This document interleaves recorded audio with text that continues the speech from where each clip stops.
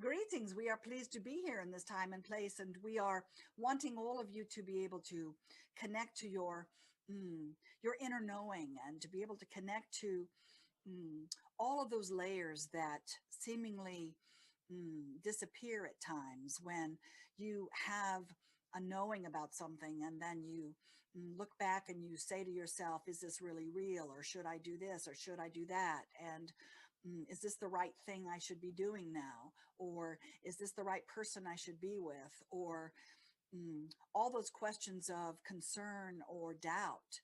And we understand that now doubt is very heavy in many people's hearts of mm, what is laid before them because of the unknown. And we understand also that there is sometimes anxiety and fear around the unknown. And those of you who are beacons of light, you know who you are. Those of you who are wanting to make a difference in the world and to be able to, even if it is just for your family, that is your world. And it does not mean that you have to stand on a mountaintop and say, I am here. In other words, your beacon of light is very strong. It is turned up when you think about what is going on in the underbelly of your soul. Let us explain a little bit about this. You all have a life force. You all have a reason to be here. You all chose to come in this time and in this place and in this body that you call human beings. And when you do this, you have a life force that is sort of like a gas burner, that is a blue flame that is burning. And some of you have diminished your flame because of the unknown. Some of you have turned it down for fear of retribution or judgment. Some of you have mm, been scorched because you've had it so high you've burned out. And of course, as you just as you when you put a boiling pot of water on a gas stove, you have some of you watch it and some of you don't watch it, and some of you decide to turn it up high and some of you do it slowly. And it is the same thing mm, that you can do with your life force. In other words, your life force is there. Mm, mm, you cannot be without it, clearly. And what we are saying is that if you have doubts, oftentimes people will turn their life force down because they want to be able to know mm, the guarantee. They want to know that their meal will be cooked if they turn it up.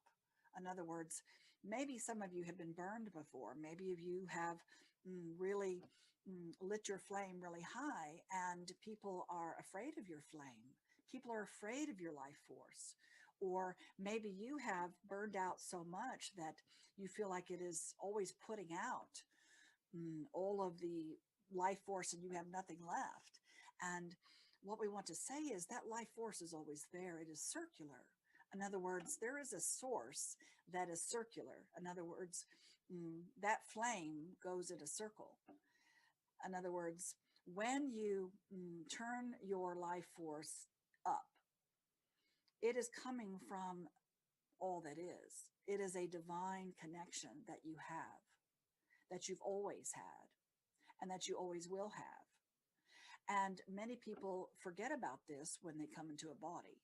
And they forget that, oh, that's right. I have a life force that is sustainable and always there.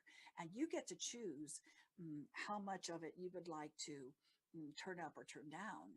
And what we were saying, it does not ever burn out. In other words, it is always there. It's just that many of you interpret it as burned out or scorched. And what we want to say is if you think of yourself turning up, actually taking your hand and putting it in your solar plexus, around your solar plexus, and turning that knob up and say, I choose to turn my life force up. That serves me the highest and best for all concerned. And when you do that, you can actually intentionalize and consciously decide to turn that up and to not be afraid necessarily that it will burn out, because it is consistent and always there. It is not leaving you. In other words, many of you feel like if I turn it up so bright, I'll not have any left. And what we are saying is it is forever. It is consistent and constant. It does not burn out, although many of you have forgotten that part, that it is circular, that you send energy out and you forget to bring it back in or receive it. In other words, consciously allow it to come in and to receive and to be able to let it flow in that way. And that is what this one always say is give as you go and create a flow. And what we mean by that is that when you turn your life force up, you're creating a flow. And if you allow it to come back as a return, almost as some type of a return in airflow, there has to be a return. And the return part is that receiving part of your own deservedness, your own mm, mm, belief in receiving and allowing and allowing yourself to be filled up. And it is continuous.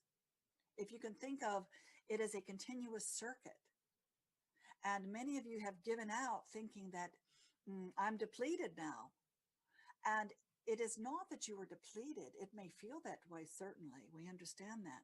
However, the part that has forgotten to receive it back and to receive it and keep it flowing has been a little rusty. And what we were saying is mm, dust off your receiving particles, dust it off and allow yourself to receive and to give and to give and receive. And what we mean by that is it is that flow, and you will be able to give and not give and receive and not receive.